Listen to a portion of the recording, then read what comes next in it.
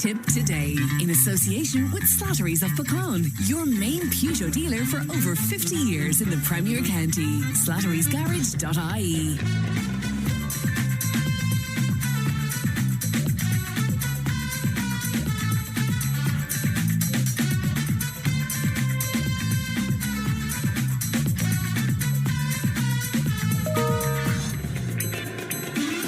Now, welcome back. A listener says, life is hard, Fran. Money is short for some like myself. It's hard, but every week I give something to ESB and bins.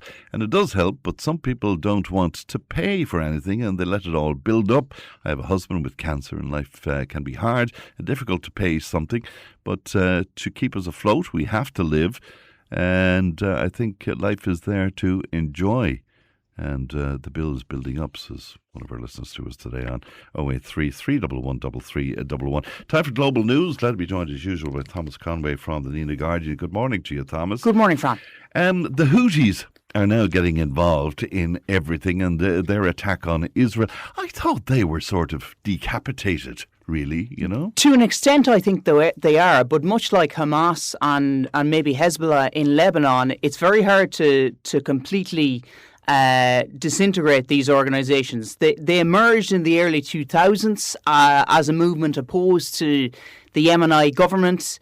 They're from a branch of Shia Islam, Zaidi Islam, and they would be very much at odds with the Sunni government in Yemen at the time, and so there was a religious element to their emergence. They really sprung to prominence in 2014, and that was the start of the Yemeni civil war. They took the capital of Yemen, Sana'a, and from there kind of launched their offensive. And over the past few years, obviously, they have been threatening shipping in the Red Sea, in what is known as the Bab al-Mandeb Strait, which is kind of similar to the Strait of Hormuz. There isn't as much oil flowing through it, but it is still significant. And I think that is the major leverage they have. And they've been backed by the Iranians. They've been backed by, they're a pivotal Iranian proxy. They have been for years, and so they kind of... they share affiliation with Iran. Iran is mainly Shia Islam. The Houthis are Shia Islam, so the religious relationship is there. Why did it take them about, 3 or 4 weeks to get involved in this? I think it's interesting. They had been practicing kind of a policy of restraint. Now, as I said, they had been bombing ships or attacking ships in the Red Sea because of the war in Gaza up to last summer. The Trump administration then struck a ceasefire with them. I think they were intent on preserving that ceasefire, but now once they saw Iran striking the energy infrastructure across the Gulf, once they witnessed kind of the retaliation from America, Israel and Gulf countries, they kind of got sucked into the war. Now, there are economic factors at play here as well.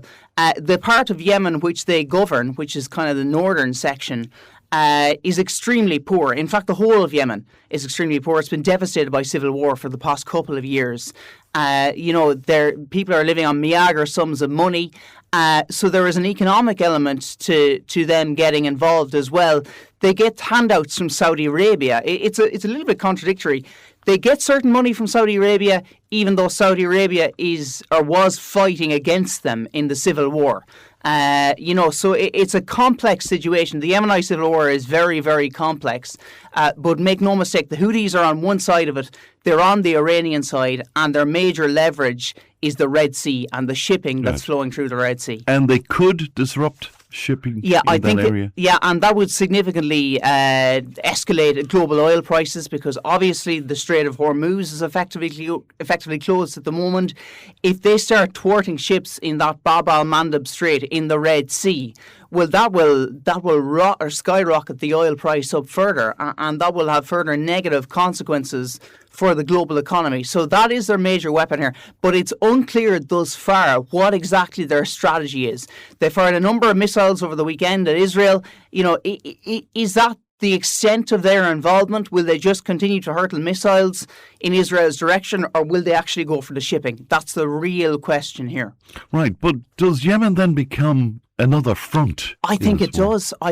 It becomes another battlefront in what is already it is a regional war at this stage. I think that is very clear, even though the Gulf states haven't chosen to strike back offensively. They're housing US forces, and the US are striking Iran from there. But I think this would open another front. You're certainly right. So we now have, obviously, Iran itself. Lebanon, what's happening in Lebanon is horrific, with those 3 journalists killed most recently over the weekend. And then Yemen, and Yemen can ill afford this. Much like Lebanon, it seems to be a broken country economically, and I think the prospects of the situation there worsening will really threaten the country further. Let us look to the States then, and to one of the many characters, Marco Rubio, in this case, described here as the chameleon in the war room, but very much in the war room, though. Yeah, very much pulling the strings, it seems, from the reports I've been reading. Who is he? What is he? Yeah, he's 56 years old now. Marco Rubio was kind of, in fairness, a prodigious young man. He was first elected to the Florida House of Representatives in his 30s, would rise to become Speaker of that House, and it was subsequently elected to the U.S. Senate, which is a huge elevation. He is the son of 2 Cuban immigrants, a cashier and another kind of blue-collar worker, really. And so his Cuban descent, or his ancestry in Cuba, is pivotal in terms of shaping his policy towards the island, and in terms of shaping, the US, a potential US incursion on the island of Cuba. But he rose up the ranks. He was US Senator, sparred with Donald Trump. He ran the 2016. Was nasty to him. Yeah, was quite Trump nasty. Was nasty back. Well, called him Little Marco. Trump likes his nicknames. But has proven to a certain extent to be, as you mentioned there, a chameleon. He has kind of changed shape in response to the circumstances surrounding him. Now, he was a very well-regarded senator, served for 14 years, and when he was nominated as Secretary of State last year, he was passed unanimously by both Republicans and Democrats in the Senate. So that will tell you how well-regarded he was. But since then, he's kind of shifted position, because the Marco Rubio in the Senate was a hawk on Russia, very much in support of Ukraine, very much pro-Israel, it's worth noting as well. But he has taken a number of positions that, while they're not quite at odds with those positions, he's pivoted. I mean, he has been a little bit more sympathetic to Russia, even though I sense that he kind of has Ukraine's back to a certain extent. Yes. He's one of the few people within the Trump administration whom Europeans feel they can deal with. He's more statesmanlike, we'll say, than Mr. Trump, but more statesmanlike than the likes of Pete Hegseth and other figures. So we would have seen then, I suppose, with the Munich Security Conference, where the year before Vance had been there and had been rather scathing. And then Rubio goes this year, and I like the quote from Donald Trump. He says Rubio did it with a velvet glove, which is to say that he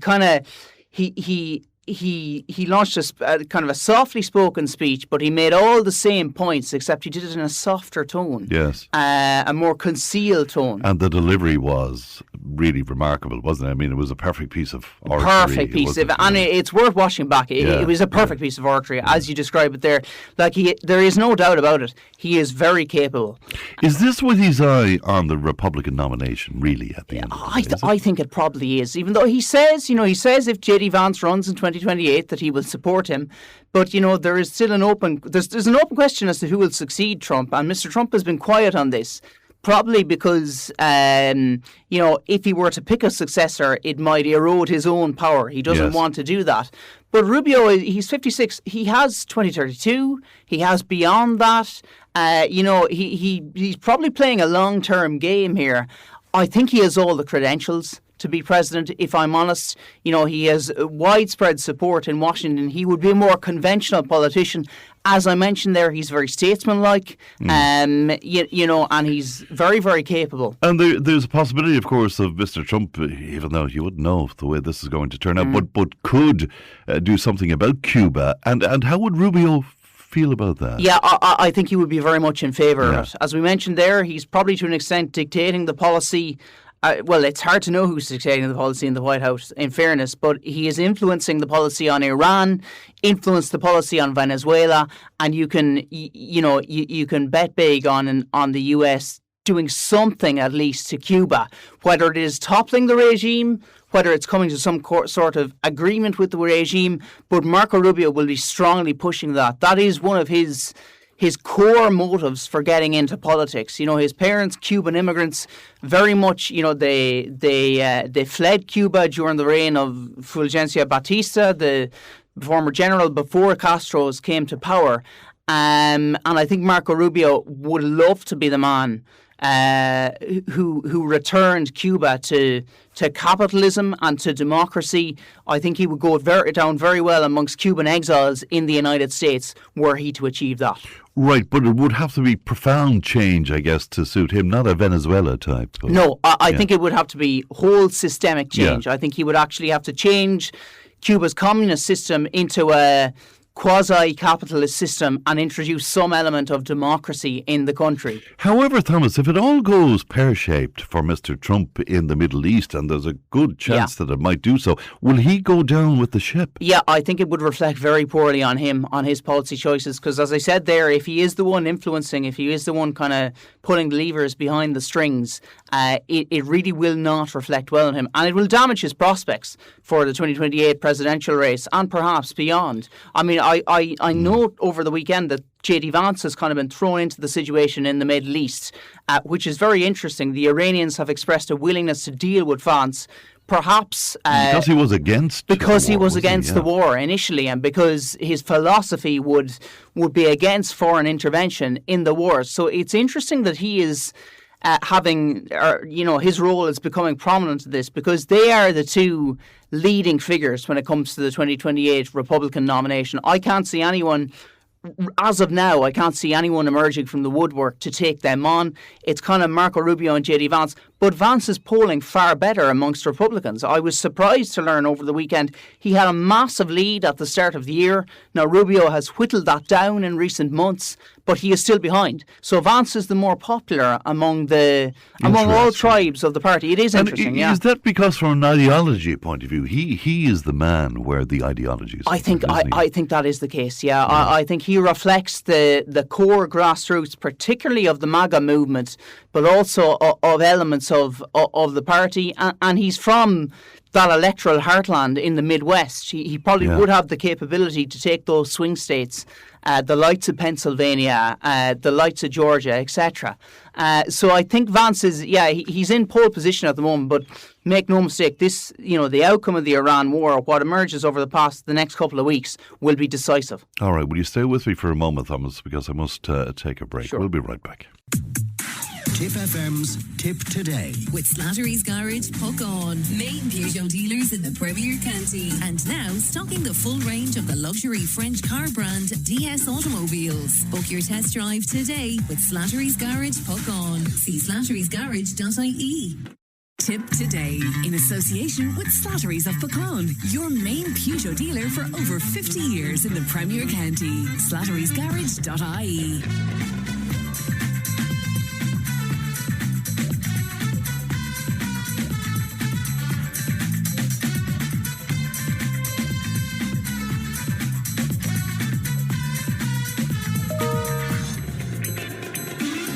And you're very welcome back. And Thomas Conway is still with me, and we're talking about global news to Denmark. Now, the Danish Prime Minister is surviving, but... She survived, but only just. Mette Frederiksen, she just about, her party, the Social Democrats, just about emerged as the largest party from last week's election. Very interesting electoral landscape in Denmark. There are a number of different blocks. So you have the Red Bloc, led by the Social Democrats. They're kind of the centre-left, leftist faction. The Blue Bloc, they're the centre-right faction. And for the past couple of years, Mette Frederiksen has led a kind of a unified cross-party government. This is her third term. She sprung to power in 2019, won an election again in 2022, and as I say, has just emerged as the largest party here. And on the political spectrum... She's centre-left. It's very curious. The Social Democrats are centre-left, more centrist than anything else. But she has taken a number of very interesting policy stances, most particularly on immigration. So people might be familiar with this because it's made headlines all over Europe. They have taken a tough stance, the Danish Social Democrats. They've taken a tough stance on immigration, really tough now, as in far right, hard right kind of a stance. And to a large extent, even though it probably isn't reflected in the results here, but it has worked to a certain degree in the sense that they have brought what was historically a very high rate of immigration into Denmark, an unsustainable rate of immigration. They have brought that down to a very manageable level and succeeded in stemming the flow. Particularly, it was probably spurred by the migration crisis in 2015 as a response to that. And people were making their way to Denmark, and she took a tougher stance. It has also, she has fended off the rise of the far right. The Danish People's Party, who are the kind of hard right party in this instance, they did okay, but nothing sensational. They're nowhere near, unless a right-wing government forms, it looks like they're not going to get anywhere near power. So she would have more typical social democratic policies when it comes to welfare and the economy, welfare benefits and stuff like that. But on migration, it's a very interesting strategy that she has adopted, and to a large extent, it has worked. Now, the thing is, she hasn't been immune to controversy. People might remember, if they reverse back a couple of years, the mink cull scandal in 2020. It was when the Danish government decided to cull a load of mink, the wild animal, over fears that they harboured COVID-19. Now, that was subsequently proven illegal, and there was a commission of inquiry, I think, into it, and she did not emerge well from it, and the whole government did not emerge well from it. But they've managed to, I suppose, rehabilitate their reputation to a certain extent. She stood up so well to Trump, did that? That was a factor. And on Greenland, I guess. Over Greenland, because Greenland is obviously a semi-autonomous Danish territory. And she kind of took a leaf out of the books of other centre-left politicians. You look at Albanese in Australia and Carney in Canada. So she stood up to Trump over Greenland. And it led to a surge in her poll numbers, and that was the reason that she called this snap election. I don't think the election campaign went as well as she might have anticipated. She called it a respectable result, which was a fairly sober account of it. I think the Social Democrats will have wanted to do far better.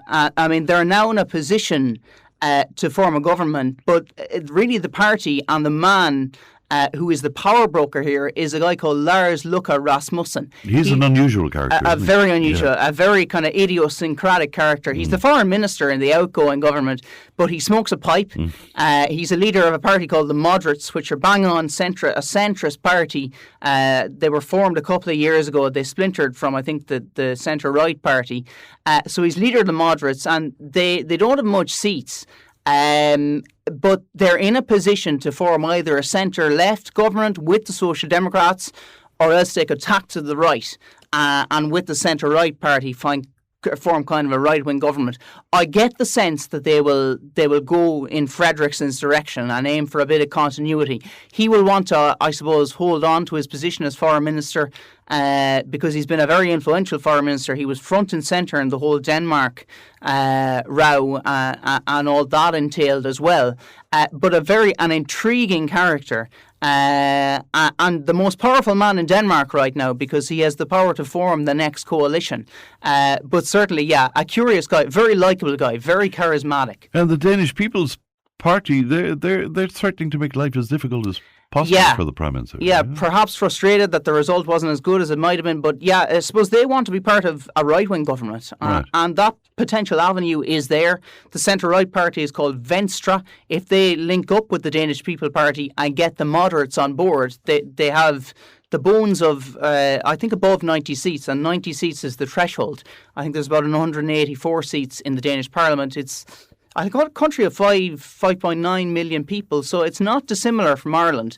But obviously it has kind of the Scandinavian social democratic model there. Yes. and it is different in that regard. So it's a very interesting electoral landscape there. My prediction is that Mette Frederiksen will emerge as Prime Minister, that this guy, Lars Løkke Rasmussen, will eventually decide to go in with her, and they'll probably form kind of a centrist, centre-left government that will lead over the next few years. But it's not going to be easy, and it might take a bit of time.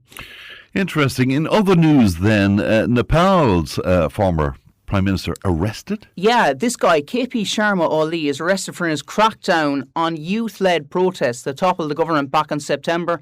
People might remember this. There was what has been dubbed as the Generation Z uprising last September, in which I think up to 90 people were killed. But Nepal had an election a couple of weeks ago, and I mentioned the 35-year-old former rapper Balendra Shah. He was subsequently sworn in as Prime Minister. He won the election.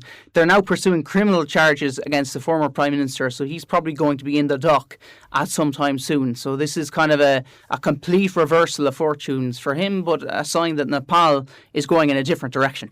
Huge protests right across the cities in the States. Yeah, this is the No Kings protest. It's the third wave of marches against Donald Trump.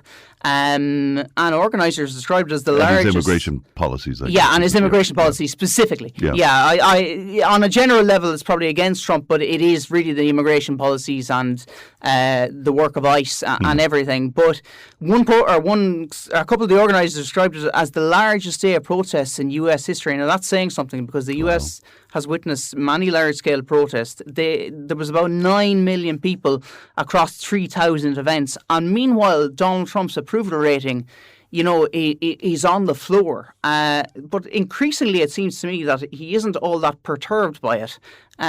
He obviously has the midterms to look forward to, and he has to remain aware of them. But you just don't know what's happening in Trump world. He can defy opinion polls. And of course, he can come back from low approval ratings, as he has proven in the past. But certainly these protests, an outpouring of opposition to the current president. Interesting. If he got out of the Middle East relatively cleanly, would that see a surge in support again? If he could claim a victory, how, I don't know, but if he could claim a victory. Yeah, I think if he's now saying that he has achieved regime change, and yeah, how can you figure that out? Because technically the regime has changed in that there's a different ruler. There are different rulers, but they're arguably more hard-line than the previous crowd. So I don't know how he can really claim that as a victory. But there's talks now that the US is going to go in and seize Karg Island, which is the little islet off Iran where 90% of its crude oil flows through. If they can broker some sort of agreement that's favourable to America and Israel, and if they can paint it as a win that the US people will accept, well then, But that would involve boots on the ground, wouldn't it? It would. Okay. And just very finally, because we're out of time, but Vladimir Putin is celebrating. Yeah, the surging price of oil is the reason, and the easing of American sanctions. But amidst all that, Ukraine carrying out drone strikes, and that conflict still trundling on. All right, Thomas, pleasure as always. Thanks very much. Thank you, Thank you. Thomas Quinn from the Nina Guardian with our global news slot. News and information's on the way. Tipp FM's Tip Today. With Slattery's Garage, Puck On. Main Peugeot dealers in the Premier County. And now stocking the full range of the luxury French car brand DS Automobiles. Book your test drive today with Slattery's Garage, Puck On. See slatterysgarage.ie.